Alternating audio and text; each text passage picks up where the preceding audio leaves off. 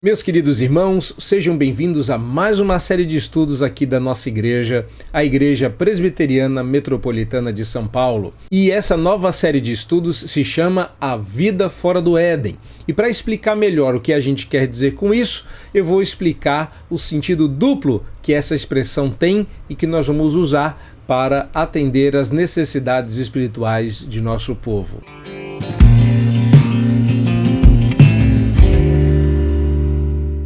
Por que o Éden? O motivo é duplo. O primeiro e o mais óbvio é o motivo teológico que nos arremete ao Jardim do Éden.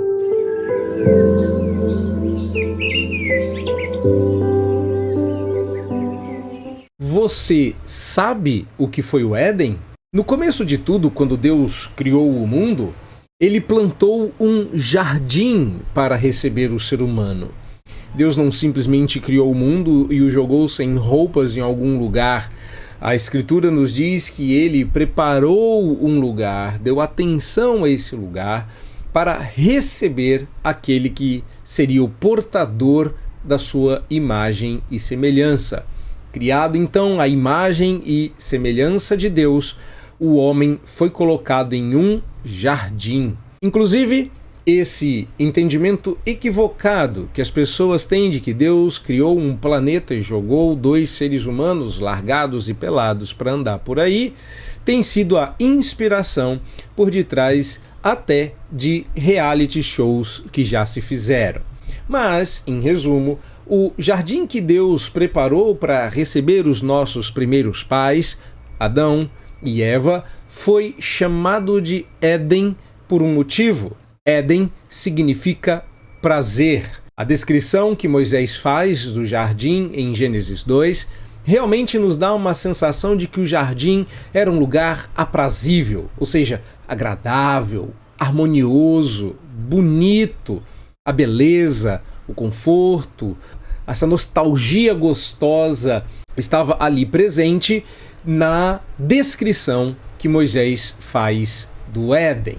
O problema é que as coisas não permaneceram assim, como você já deve saber. Nós experimentamos a presença do pecado e nós iremos explorar com profundidade a questão do pecado numa outra hora. Mas todos nós sabemos o que aconteceu.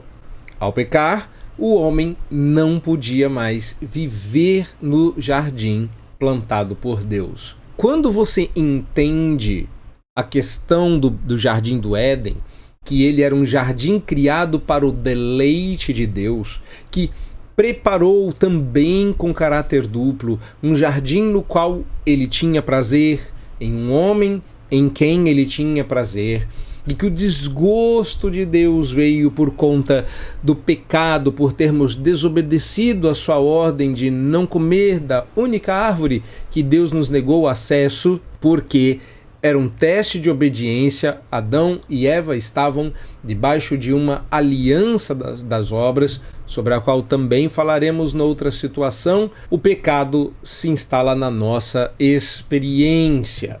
Deus colocou naquele jardim duas árvores: a do conhecimento do bem e do mal, cujo fruto estava proibido, e a árvore da vida. Se comeram da árvore proibida, quem garantiria que não iriam piorar a situação comendo da árvore que os manteria eternamente pecadores?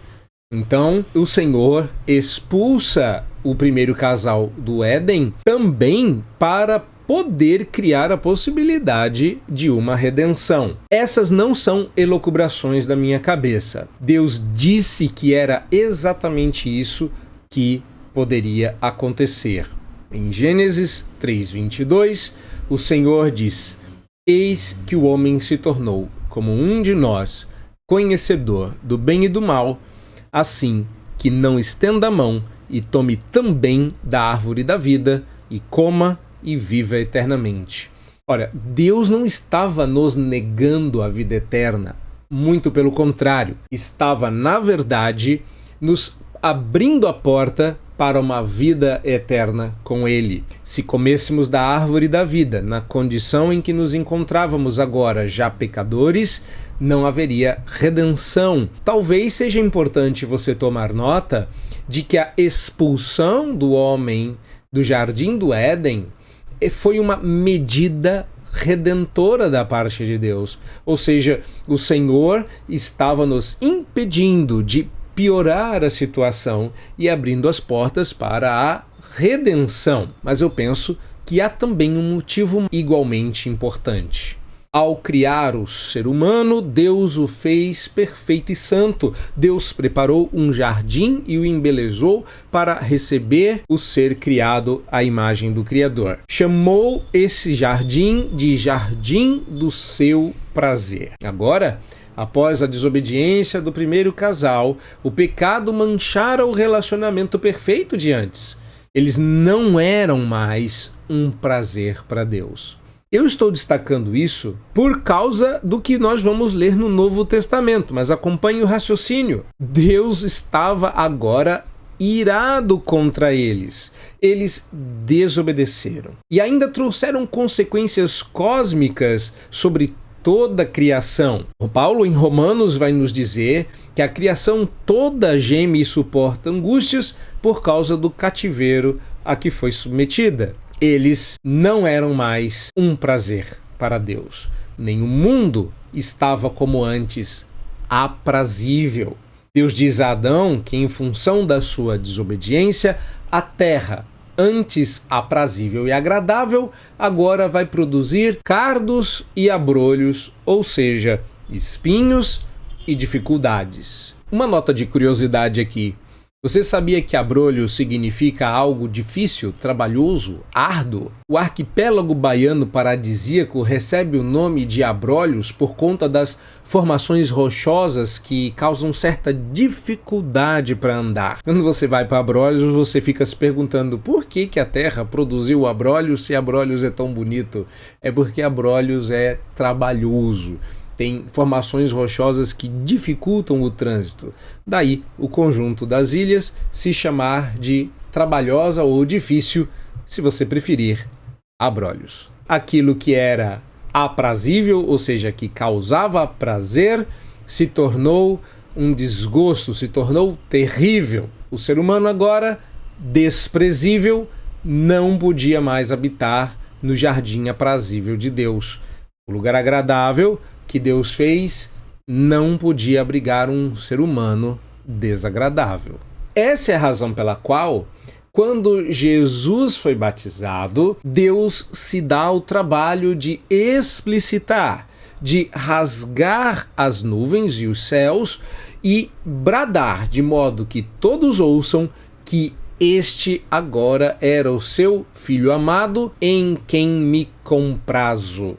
Olha, se você não domina bem os termos nas escrituras, você perde muito do seu significado. Quando você tem um jardim do Éden e um Senhor Deus dizendo no batismo de seu filho, este é meu filho amado em quem me comprazo, as conexões não acontecem automaticamente. Agora, se você soubesse que o jardim aprazível, o jardim no qual Deus tinha o prazer de, na viração do dia, sentar-se com um casal de humanos que fez a sua imagem, ele se perdeu por conta do pecado deste casal, mas que agora, na redenção que fora aberta no momento da expulsão do Jardim do Éden, afinal de contas, quando Deus os expulsa, é na mesma ocasião em que ele diz que o filho que viria da mulher pisaria a serpente e resolveria o problema que eles estavam causando ali, as coisas começam a se conectar. Este é o meu filho amado, em quem tenho prazer, ou seja, em quem Deus tinha novamente prazer. O ser humano criado para o deleite de Deus, para a glória de Deus, agora era um desgosto para Deus. O primeiro filho se tornara um desgosto, o último dava gosto de ver. Até que nossa redenção se complete, viveremos fora do Jardim do Éden. O curioso é que tem muita gente confortável na selva inóspita do mundo aqui do lado de fora. Tem muita gente buscando prazer num mundo que não dá mais gosto de estar. E enquanto o mundo não for redimido, viveremos aqui, fora do Éden. Viveremos sem prazer, pelo menos da parte de Deus. E pensando nisso, essa série de estudos e reflexões nasceu. Afinal de contas, esse gosto estranho que a gente sente na boca de que algo está errado no mundo onde a gente vive, deveríamos ter prazer, mas ele não vem. A busca desenfreada por prazer e a frustração decorrente por perceber que todo o prazer acumulado nos escorre entre os dedos, bom, isso tem uma explicação. É a vida fora do Éden. Agora, lembre-se também que isso se une ao segundo motivo, um motivo muito particular de nossa igreja. Em nossa igreja, nós temos um momento de estudo da palavra e reflexão nela, carinhosamente apelidado de Éden, que seria a abreviação, um tanto quanto inusitada e criativa, de Estudo Devocional Noturno. Como nossa igreja se reúne para cultuar ao Senhor pelos domingos e isso pela manhã, nos reunimos à noite para estudar devocionalmente algum tema de relevância para a vida cristã.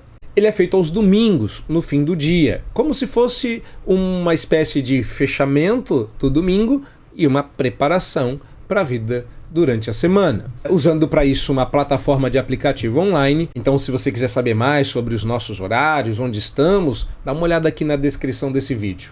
Como irmãos, como uma família, aprendemos, rimos, oramos e nos conhecemos melhor. É parte desse prazeroso parênteses na vida que Deus nos dá, longe das preocupações corriqueiras do dia a dia. O Éden, ou o estudo devocional noturno, tem como objetivo dar dois prazeres para nós. Um da comunhão e o outro do conhecimento. A ideia é este antegosto que todo momento em que a gente medita sobre a redenção, nós acabamos experimentando o antegosto da esperança de glória que abrigamos no coração. Mas ele também é uma espécie de prelúdio da semana. Bastará que amanheça e já não estaremos mais naquele ambiente seguro do nosso estudo devocional. Estamos fora do Éden. A rotina começa e com ela os desafios da fé cristã em um ambiente hostil, cheio de desafios e perigos. Entende o paralelo? Então, você sabe como viver sua vida aqui, fora do jardim? Você entende os perigos que nos rondam? Você compreende os desafios de se viver a vida fora dos limites do jardim, sem se perder na densa mata de um mundo que nos mata? Ainda que todas essas perguntas exijam respostas profundas, mais profundas até do que as que você vai encontrar aqui, essas e outras perguntas bastante pertinentes e importantes vão pautar a nossa vida como cristãos, e eu espero que essa série te ajude a entender mais sobre o ambiente que nós estamos, os desafios que enfrentamos, e isso te encoraje a viver piedosamente, prudentemente a sua vida aqui.